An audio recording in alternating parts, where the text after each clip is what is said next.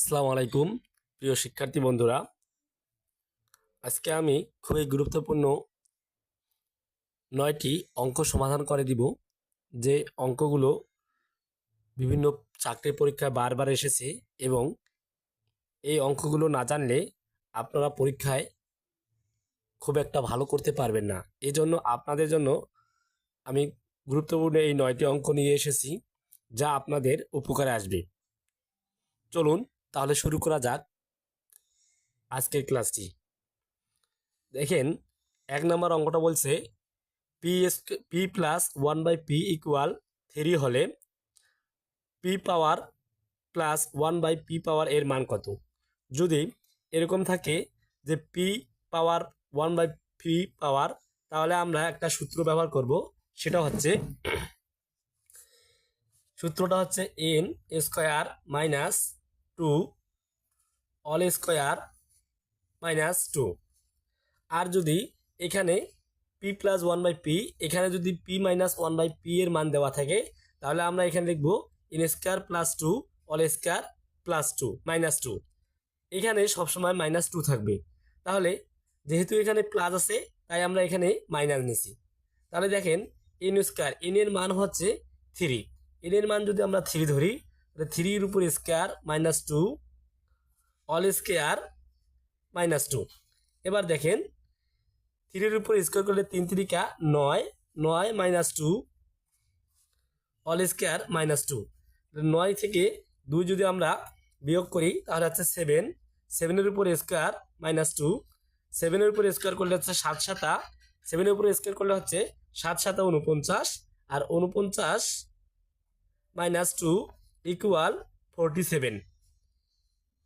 তাহলে এর অ্যান্সার হচ্ছে 47, বি নম্বর অ্যান্সার। 2 নম্বর অঙ্কটা দেখি। 2 নম্বরের অঙ্ক বলছে বার্ষিক শতকরা 10 টাকা হার সুদে কোনো মূলধন বছরে সুদ আসলে দ্বিগুণ হবে। বছরে সুদ আসলে দ্বিগুণ হবে। দেখেন, যদি এরকম দেওয়া থাকে যে কোনো শতকরা টাকার হার দেওয়া আছে এবং সুদ আসলে দ্বিগুণ হবে কিংবা 3 গুণ হবে, তাহলে আমরা একটা সূত্র ব্যবহার করব। সেই সূত্রটা হচ্ছে, দেখেন, যে সুদে মূল্যে যত গুণ মাইনাস, সূত্রটা হচ্ছে দেখেন, সুদে মূল্যে যত গুণ মাইনাস 1, সুদে মূল্যে যত গুণ মাইনাস 1 বাই সুদের হার গুণন 100। এই সূত্রটা আমরা ব্যবহার করব। তাহলে খুব সহজে আমাদের অ্যান্সার বের হয়ে যাবে। তাহলে দেখেন, সুদে মূল্যে যত গুণ বলছে, সুদে মূল্যে দ্বিগুণ হবে। তাহলে আমরা লিখতে পারি, দেখেন, সুদে মূল্যে দ্বিগুণ মানে 2 মাইনাস 1, সুদের হার কত, 10 টাকা। তাহলে নিচে হচ্ছে 10 গুণন 100। এবার অঙ্কটি আমরা করি। দেখেন, 2 থেকে 1 বাদ দিলে হয় 1, নিচে হচ্ছে 10 গুণন 100। এবার দেখেন, 10 দিয়ে 100কে কাটাকাটি যদি আমরা করি, তাহলে এই শূন্য কাটা, তাহলে থাকে 10, উপরে 10, 1 10, উত্তর 10।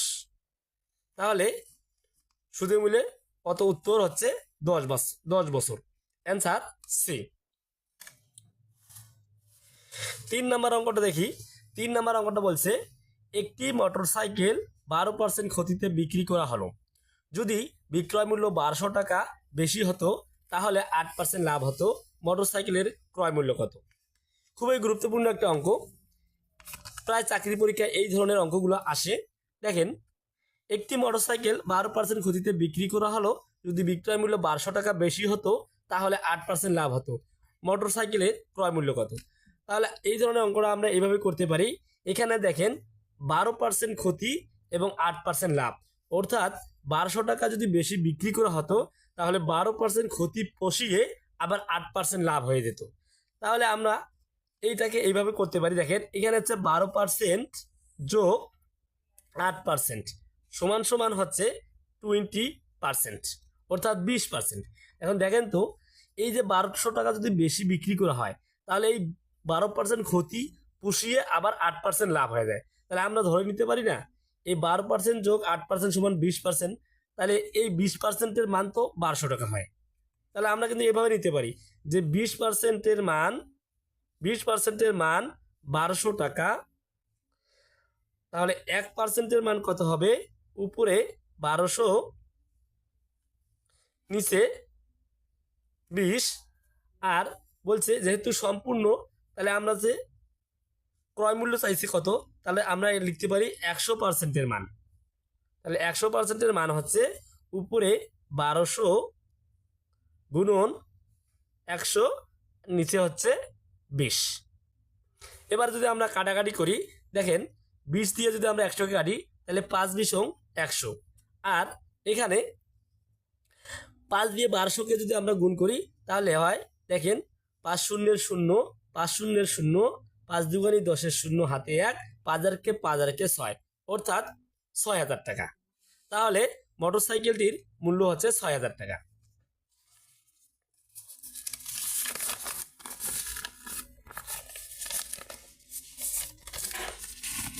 এবারে 4 নাম্বার অঙ্কটা দেখি। এখানে 4 নাম্বার অঙ্কটা হচ্ছে, এটি খুবই গুরুত্বপূর্ণ অঙ্ক। বিভিন্ন চাকরি পরীক্ষায় এই ধরনের অঙ্কগুলো আসে। দেখেন কোনো পরীক্ষায় শিক্ষার্থীর 80% গণিতে এবং 70% বাংলায় পাশ করলো।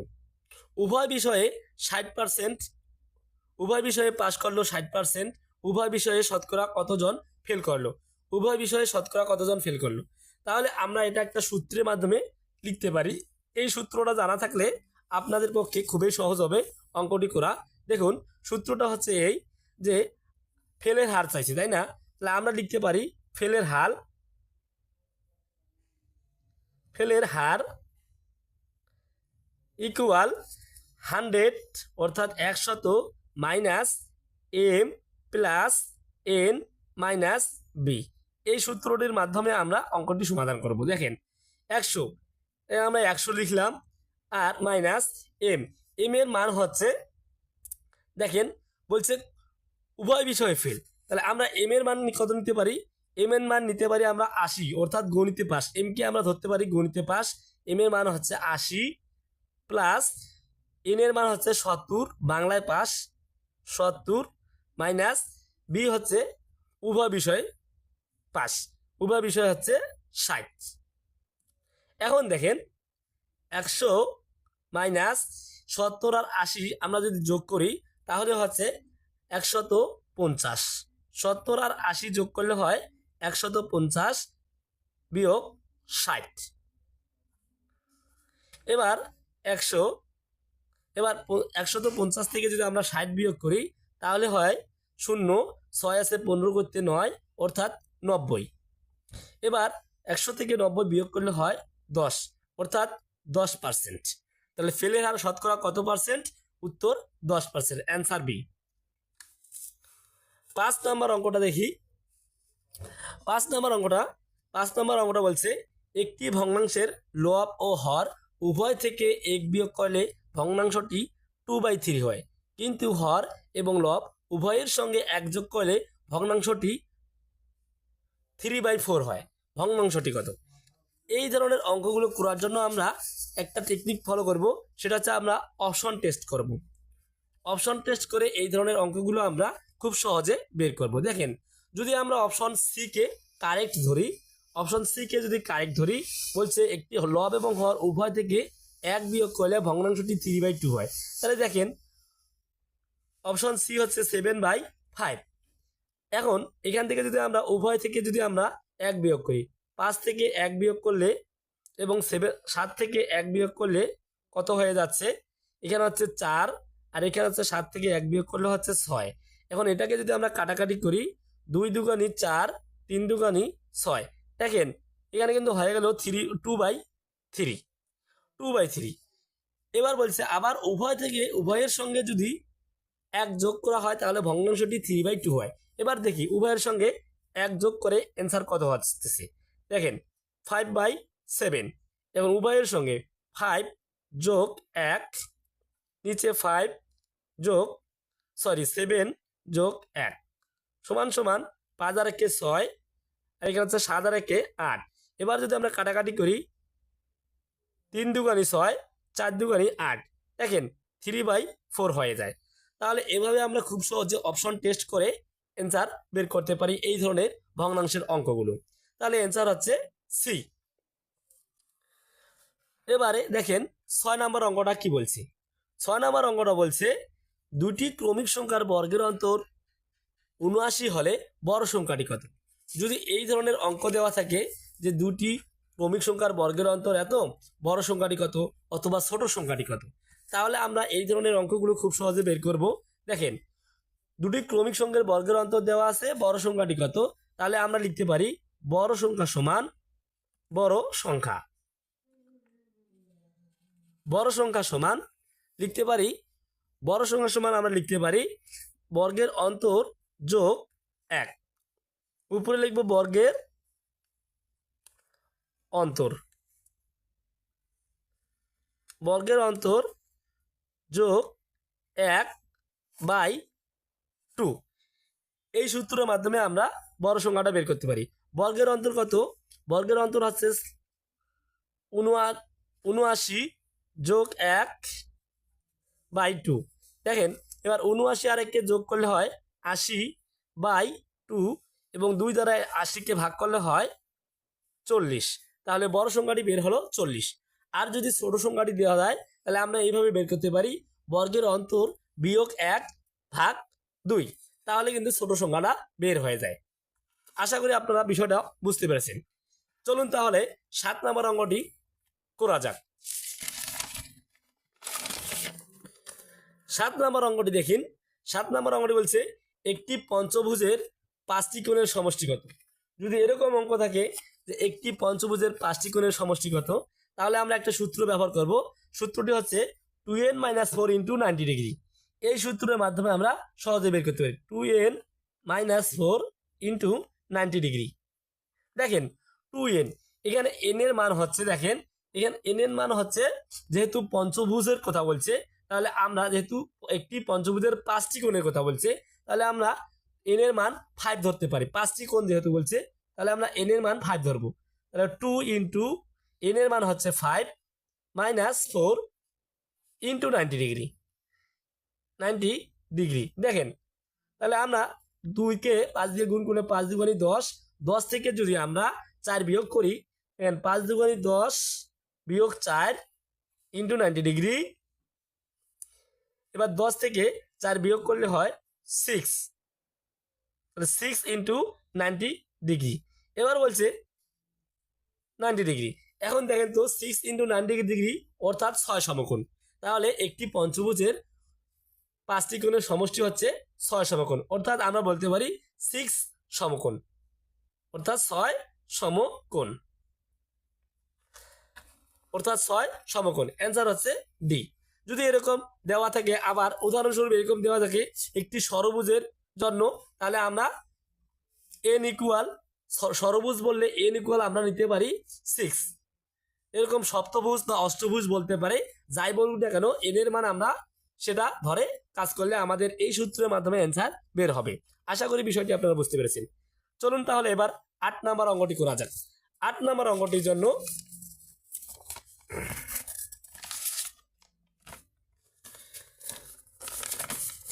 প্রিয় শিক্ষার্থী বন্ধুরা, 8 নম্বর অঙ্কটি এখানে দেখেন 8 নম্বর অঙ্কটি বলছে। 8 নম্বর অঙ্কটি বলছে দেখেন সম্পূর্ণভাবে বিচ্ছিন্ন না হয়ে ভূমির সাথে 30 ডিগ্রি কোণ উৎপন্ন হলে ভূমি হতে ভাঙ্গা অংশের উচ্চতা নির্ণয়ের ক্ষেত্রে কত উঁচুতে ভেঙেছিল। এই ক্ষেত্রে দেখেন উচ্চতা নির্ণয়ের ক্ষেত্রে আমরা কত উঁচুতে ভেঙেছিল, এক্ষেত্রে আমরা দেখেন খুঁটির মোট দৈর্ঘ্য ভাগ 3 দিয়ে 3, এই সূত্রটা প্রয়োগ করলে আমাদের অ্যান্সার বের হবে।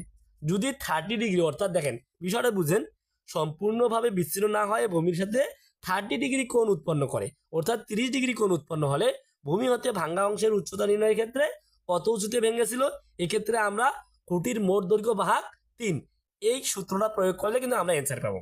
উদাহরণস্বরূপ দেখেন এখানে একটা উদাহরণ দেওয়া আছে, একটি 48 মিটার লম্বা একটি খুঁটি ভেঙে গিয়ে সম্পূর্ণভাবে বিচ্ছিন্ন না হয়ে ভূমির সাথে 30 ডিগ্রি কোণ উৎপন্ন করে। খুঁটিটি কত উঁচুতে ভেঙেছিল, এক্ষেত্রে আমরা দেখেন আমরা কিন্তু বলছিলাম সূত্র ব্যবহার করবে, দেখেন খুঁটির মোট দৈর্ঘ্য, খুঁটির দেখেন খুঁটির মোট দৈর্ঘ্য, খুঁটির মোট দৈর্ঘ্য ভাগ 3। এই যে খুঁটির মোট দৈর্ঘ্য ভাগ 3, এই সূত্রটা যদি আমরা প্রয়োগ করি তাহলে খুঁটির মোট দৈর্ঘ্য কত বলছে 48 মিটার, তাই না? তাহলে 48 ভাগ 3, এই 48কে যদি আমরা 3 দিয়ে ভাগ করি তাহলে কত হয় 3 × 16 = 48, অর্থাৎ 16 মিটার। তাহলে খুঁটিটি কত উঁচুতে ভেঙেছিল, অর্থাৎ 16 মিটার উঁচুতে ভেঙেছিল। আশা করি বিষয়টি বুঝতে পেরেছি। এবার সর্বশেষ 9 নম্বর অঙ্কটি। 9 নম্বর অঙ্কটি হচ্ছে দেখেন, সর্বশেষ 9 নম্বর অঙ্কটি দেখেন একটু। 9 নম্বর অঙ্কটি বলছে যে একটি ঘোড়ার গাড়ির সামনের চাকার পরিধি 2 মিটার, একটি ঘোড়ার গাড়ির সামনের চাকার পরিধি 2 মিটার এবং পেছনের চাকার পরিধি 3 মিটার। কমপক্ষে কত দূরত্ব অতিক্রম করলে সামনের চাকা পিছনের চাকা অপেক্ষা 10 বার বেশি ঘুরবে? যদি এরকম অঙ্ক থাকে যে সামনের চাকার পরিধি দেওয়া আছে, পিছনের চাকার পরিধি দেওয়া আছে এবং কত দূরত্ব অতিক্রম করলে বেশি ঘুরবে, অপেক্ষা বেশি ঘুরবে, তাহলে এই ধরনের অঙ্ক করার জন্য আমরা জাস্ট সংখ্যা 3টাকে আমরা গুণ করে দিব, তাহলে কিন্তু আমরা অ্যান্সার পেয়ে যাব।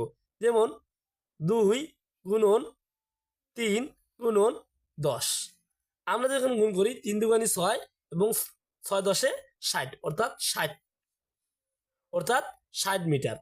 কত দূরত্ব অতিক্রম করলে 10 বার বেশি ঘুরবে, অর্থাৎ 60 মিটার যদি অতিক্রম করে তাহলে 10 বার বেশি ঘুরবে। প্রিয় শিক্ষার্থী বন্ধুরা, এই ধরনের গুরুত্বপূর্ণ ভিডিও পেতে আমাদের চ্যানেলটি সাবস্ক্রাইব করবেন। এছাড়া আমরা গুরুত্বপূর্ণ 108টি ম্যাথ সমাধান করে দিব, যা নিবন্ধন কিংবা প্রাইমারি এবং দ্বিতীয় এবং তৃতীয় শ্রেণীর চাকরির জন্য খুবই গুরুত্বপূর্ণ। এই 508টি ম্যাথ যদি আপনারা সলিউশন করেন, সমাধান করেন, তাহলে আশা করছি যে কোনো চাকরির পরীক্ষায় আপনারা 20টির মধ্যে 15 থেকে 16টি অঙ্ক এই 508টি ম্যাথ অঙ্ক থেকেই কমন পাবেন। তাই আমার ভিডিওগুলো দেখবেন, ভিডিওগুলো ভালো লাগলে লাইক, কমেন্ট এবং শেয়ার করবেন, আমাদের পাশে থাকবেন। ধন্যবাদ।